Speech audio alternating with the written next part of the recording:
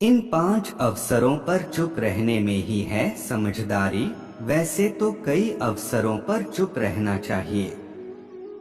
चुप या मौन रहने के कई फायदे भी हैं और नुकसान भी। कुछ ऐसे अवसर होते हैं जहां पर हमें बोलना जरूरी होता है और कुछ ऐसे मौके होते हैं जहां पर चुप रहने में ही समझदारी है।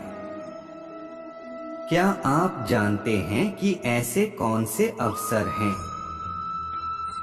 हाँ, कई अवसरों में से 5 ऐसे मौके हैं जबकि चुप रहने में ही समझदारी है। एक, जब कोई कर रहा हो किसी की बुराई।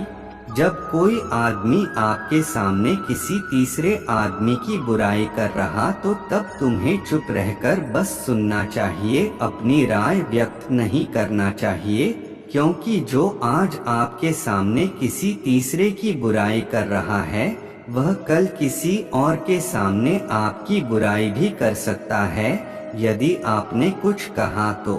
2, अधूरा सच। यदि आपको किसी घटना या किसी विषय पर अधूरी जानकारी है तो चुप रहना ही उत्तम है, क्योंकि अधूरा ज्ञान बड़ा घातक होता है।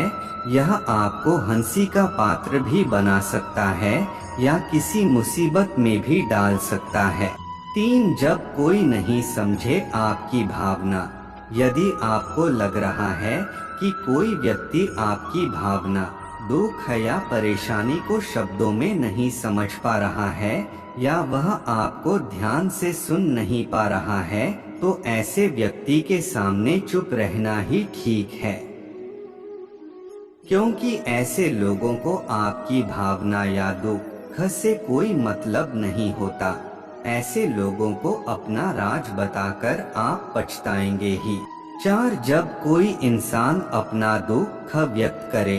यदि कोई इंसान अपने दुख या परेशानी को आपको बता रहा है तो इसका मतलब यह कि वह आपको अपना समझ रहा है।